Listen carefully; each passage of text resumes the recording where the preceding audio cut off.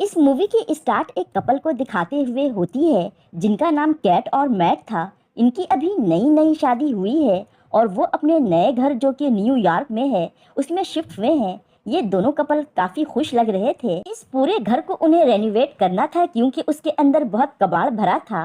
Cat को kitchen साफ करते हुए एक मरा हुआ पैरोट मिलता है जिसको वो जमीन में दबाने के लिए अपने गार्डन जाती है। लेकिन ठीक उसी वक्त मैट जो कि ऊपर वाली खिड़की से फालतू सामान बाहर फेंक रहा था कैट को आवाज देता है। मैट उससे बात करने में लग जाती है और उसी दौरान वो मरा हुआ पैरेट वहाँ से गायब हो जाता है। उधर मैट को भी सामान फेंकते हुए दीवार पर एक की होल दिखता है। उस दीवार से वॉलपेपर को हटाने पर मैट को वहाँ पूरे का पूरा एक दरवाजा मिलता है जिस पर कुछ अलग सा साइन बना था। मैट जल्दी से अपने फेंके हुए फालतू सामान में उस डोर की को ढूंढने लगता है और वो की उसे मिल भी जाती है जिससे मैट उस डोर को खोल लेता है और साथ ही कैट को भी आवाज लगाकर बुलाता है। दरअसल इस डोर के पीछे एक बहुत ही बड़ा सा रूम था। कैट और मैट दोनों इस रूम को देखकर काफी हैरान रह जाते हैं। तभी उनके घर की सारी लाइट्स अचानक से ब्लिंक करने लगती हैं जिसको ठीक कराने के लिए नेक्स्ट डे मैट पावर कंपनी को बुलवाता है। तभी कैट को वहाँ कुछ फील होता है और वो डर कर वहाँ से चली जाती है।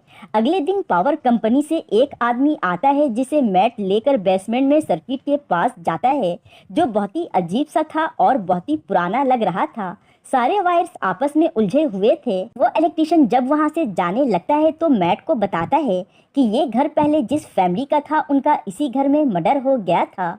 ये सुनकर मैट काफी शॉक रह जाता है। खैर रात होने पर मैट इस घर के बारे में इंटरनेट पर न्यूज देखता है जिससे उसको एक पुराना आर्टिकल मिलता है जिसने इस घर के बारे में लिखा था कि इसके पहले ऑनर भी अचानक ही मर गए थे और इस कपल का बस एक ही बेटा था जिसका नाम जॉन है और वो एक मेंटल अजाइलम में आज भी जिंदा था। मैट एक आर्टिस्ट था इसलिए वो एक पेपर पर जॉन की पिक्चर बनाता है। कुछ टाइम के बाद जब वो थक जाता है तो उसी बड़े से मिस्टीरियस रूम में जाकर शराब पीने लगता है और पूरी एक बोतल ही पी जाता है जिसके बाद उसको एक और बोतल पीने का दिल कर रहा था। ऐसा सोचते ही वहाँ की लाइट ब्लिंक करने लगती है। इसके साथ ही बियर की एक बोतल भी आ जाती है। ये देखकर मैट तो बिल्कुल शॉक रह जाता है। दूसरी तरफ लिविंग रूम में कैट सो रही थी। अचानक लाइट के टिमटिमाने से उसकी आंख खुल जाती है और वो अपने हस्बैंड को ढूंढते हुए उसी रूम तक आ जाती है जहां हम देखते हैं कि मैट बहुत सी महंगी महंगी चीजों के बीच बैठा था और बहुत ज्यादा खुश भी था। मैट कैट को बताता है कि इस रूम से हम जो भी मांगेंगे वो विश हमारी पूरी हो जाएगी। पहले तो कैट को लगता है कि मैट उससे ऐसे ही मजाक कर रहा है लेकिन मैट अपनी वाइफ को चेक कराने के लिए खुद ही कोई विश करने को कहता है जिस पर कैट अपने हस्बैंड के एक्साइटमेंट को देखते हुए $1000 की विश करती है जो कि फौरन से $1000 सामने हाजिर हो जाते हैं। ये सब देखकर तो कैट को जैसे यकीन ही नहीं आ रहा था। मजीद कंफर्म करने के लिए वो दोबारा $1 मिलियन मांगती है और उन्हें $1 मिलियन मिल भी जाते हैं। मतलब बैठे बैठे ये लोग मिलीनियर बन चुके थे। अब तो उनके मजे ही मजे थे। अब तो इन्हें जो भी चीज चाहिए होता था वो उस मैजिकल रूम में जाकर विश कर लेते थे। दिन भर पार्टीज, महंगे महंगे कपड़े, बियर्स और शैंपियन की विशेष करते ही गुजर जाते थे। दुनिया जहाँ की दौलत और आसाइश होने के बाद भी उनकी जिंदगी में सबसे बड़ी खुशी यानी कि बच्चे की खुशी नहीं थी। एक दिन मैट कैट को एक बच्चे का पेट गिफ्ट करता है मगर कैट इस बात से बहुत ज्यादा सैड हो जाती है क्योंकि पहले भी उसके 2 मिसकैरेज हो चुके थे।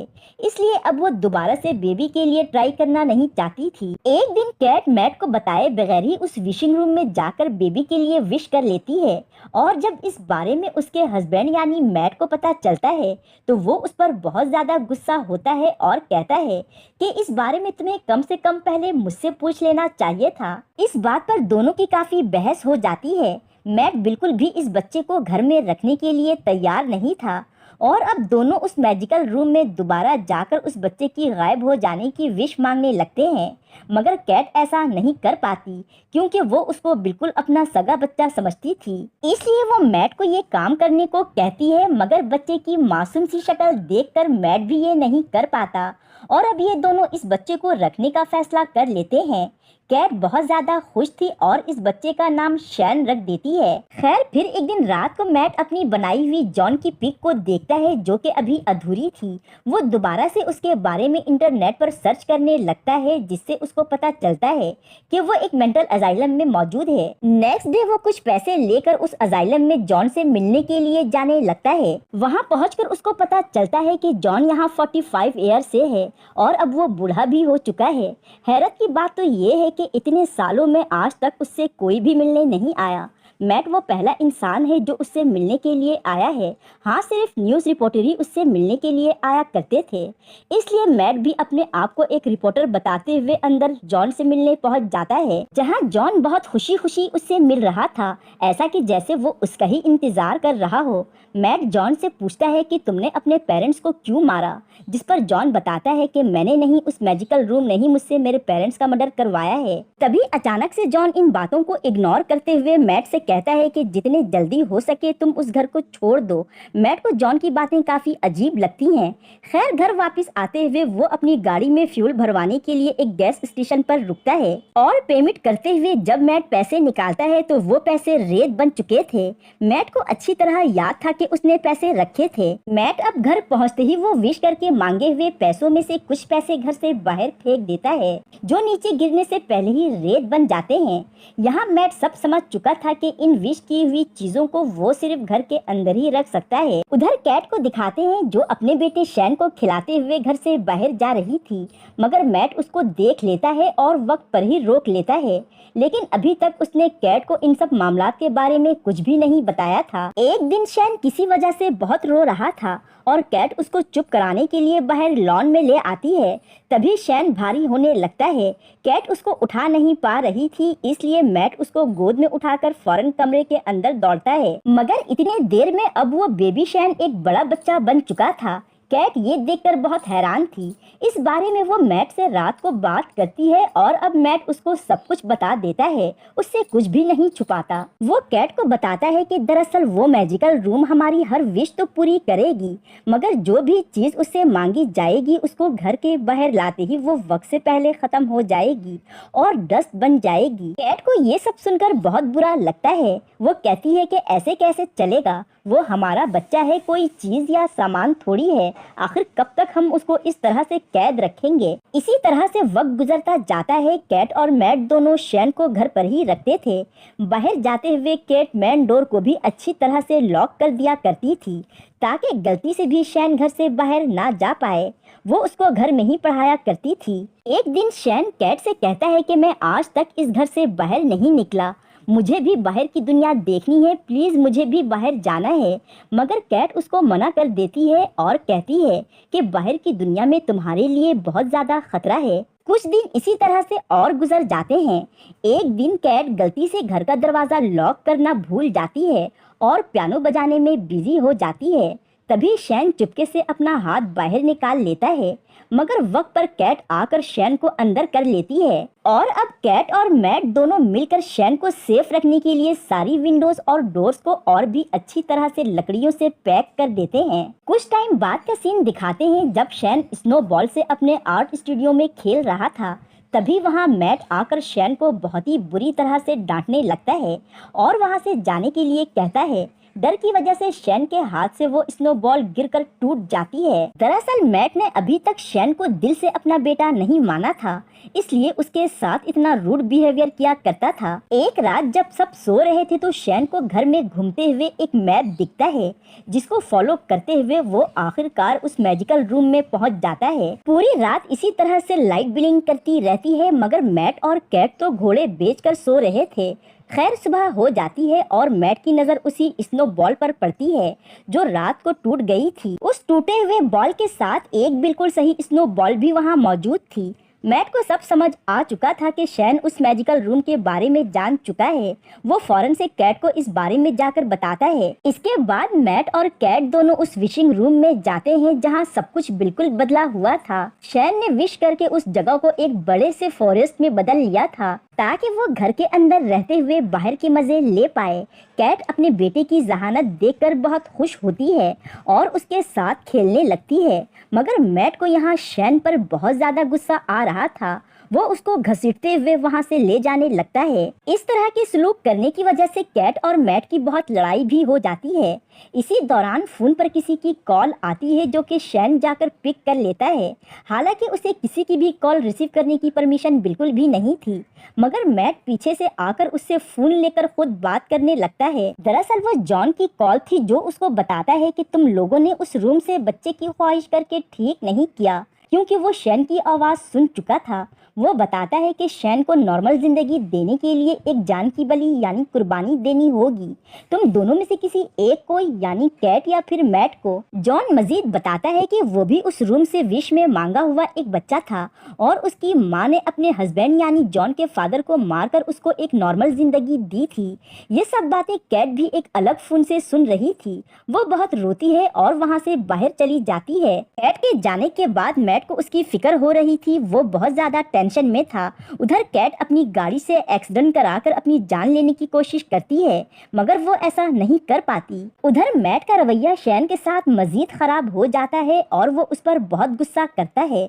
उसके रूम का सामान भी इधर उधर फेंकने लगता है, इवन कि उसका स्टूडियो तक तोड़ देता है। शैन डर कर अपने रूम में आ जाता है। फिर डिनर करते वक्त मैट से शैन बहुत सारे सवालात करता है कि आप मेरे साथ इतना बुरा बिहेवियर क्यों करते हो, जिस पर मैट उसको सब बता देता है कि वो उनका सगा बेटा नहीं है, बल्कि वो तो किसी का भी बेटा नहीं है। मैट शैन को बताता है कि कैट ने बस गलती से एक विश कर ली थी जिसके नतीजे में तुम हमें मिल गए। उसकी इन बातों से वो बहुत ज्यादा दुखी हो जाता है। थोड़ी देर बाद ही मैट शैन से सॉरी करता है, क्योंकि उसे ये रियलाइज हो गया था कि उसने गुस्से में कुछ ज्यादा ही बोल दिया है। जिसके बाद दोनों एक साथ बेड पर सो जाते हैं। कैट जब घर आती है तो दोनों को इस तरह एक साथ देखकर बहुत ज्यादा खुश होती है। जिसके बाद कैट और मैट दोनों एक दूसरे के साथ बहुत अच्छा टाइम स्पेंड करते हैं। इसके बाद सुबह का सीन दिखाते हैं जहाँ कैटी देखती है कि उनके घर का मेन दरवाजा खुला था, मतलब शैन बाहर चला गया था। फिर वहाँ वो लोग एक जवान लड़के को देखते हैं। पहले तो वो कुछ भी समझ नहीं पाते, मगर कुछ ही देर में उन्हें सब समझ आ जाता है कि वो लड़का कोई और नहीं बल्कि शैन था, जो बाहर जाने की वजह से अब जवान हो चुका था। और अब शैन उन दोनों को गन पॉइंट पर ले लेता है। कैट उसे समझाने की कोशिश करती है, मगर तभी मैट शैन के ऊपर झपट पड़ता है और उन दोनों की लड़ाई हो जाती है। इन सब में कैट नीचे गिरकर बेहोश हो गई थी और जब उसको होश आता है तो मैट कैट को बताता है कि लड़ाई के दौरान गोली लगने की वजह से शैन मारा गया है। ये सुनकर कैट बहुत रोती है। उधर दूसरी तरफ हम एक और मैट को देखते हैं जिसको अभी होश आया था। दरअसल जो मैट कैट के पास था वो शैन था, जिसने विश करके अपनी शक्ल मैट की तरह कर लिया था और उस इंडोर फॉरेस्ट को मजीद बड़ा करके उसके अंदर ही एक और वैसा ही घर बनवा लिया था जैसा उनका अपना असली घर था। इस बात का अंदाजा अब असली मैट को भी हो चुका था, इसलिए वो किसी तरह उस विशिंग रूम में घुसकर उस रेप्लिका हाउस में जाने की कोशिश करता है। दूसरी तरफ शैन, जो कि मैट की शक्ल में कैट के साथ मौजूद था, उसकी बर्फ खाने वाली आदत से कैट शैन को पहचान लेती है, मगर तभी शैन गलत इरादों से कैट के करीब आने लगता है। उधर रियल मैट भी उस घर को ढूंढते हुए वहां तक पहुंच चुका था, क्योंकि वो जानता था कि नकली मैट उसकी वाइफ यानी कैट के साथ फिजिकल होने की कोशिश करेगा। मगर अब बहुत देर हो चुकी थी, क्योंकि शैन ने वो कर दिया था जो उसे नहीं करना चाहिए था। खैर, फिर कैट किसी तरह से बचते हुए वहां से बाहर आती है और वहां दो मैट को देखकर तो उसका दिमाग ही खराब हो जाता है। असली मैट को पहचानना कैट के लिए अब बहुत मुश्किल हो गया था। उनमें से एक मैट कैट का हाथ पकड़ लेता है। तभी कैट उसको धक्का देती है और पता चलता है कि वो शैन था, जो नीचे गिरने के बाद अपनी असली हालत में आ गया था। कैट अपने हस्बैंड यानी रियल वाले मैट के साथ असली वाले घर में जाने की कोशिश करती है, मगर वो लोग बार बार एक ही जगह पर आ जा रहे थे, क्योंकि शैन ने इस चीज की भी विश की थी। तभी शैन एक बार फिर से उन दोनों तक पहुंच जाता है और एक नाइफ से मैट को मार देता है, मगर तभी शैन की नजर बाहर कैट और मैट पर पड़ती है। दरअसल ये तो सिर्फ उनके क्लोन थे। कैट और मैट तो शैन को पप्पू बनाकर घर से बाहर आ चुके थे। ये देखकर शैन को अब बहुत ज्यादा गुस्सा आ जाता है। मैट कैट को लेकर अब अपने रियल वाले घर में आ चुका था, लेकिन शैन भी उनका पीछा करते हुए उस घर तक आ जाता है और आते ही मैट पर अटैक कर देता है। मगर शायद शैन ये भूल गया था कि ये असली दुनिया है। मैट उसे लेकर घर से बाहर निकल जाता है।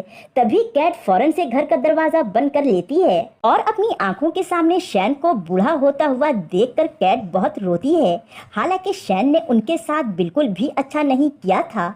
शैन बूढ़ा होकर डस्ट बनकर उनके नजरों के सामने खत्म हो जाता है। शैन के इतना बुरा करने के बाद भी कैट उसकी राख को लेकर बहुत रोती है, क्योंकि उसने सच में उसे अपना बेटा माना था। इसी तरह से 1 महीना गुजर जाता है और अब ये लोग एक छोटे से घर में शिफ्ट हो चुके थे। अब सब कुछ नॉर्मल हो चुका था। एक दिन कैट अपना प्रेगनेंसी टेस्ट करती है तो उसका टेस्ट पॉजिटिव आता है। उसको समझ नहीं आ रहा था कि इस बच्चे का बाप मैट है या शैन, और इसी डाउट के साथ ये मूवी यहीं पर खत्म हो जाती है। Thank you for watching.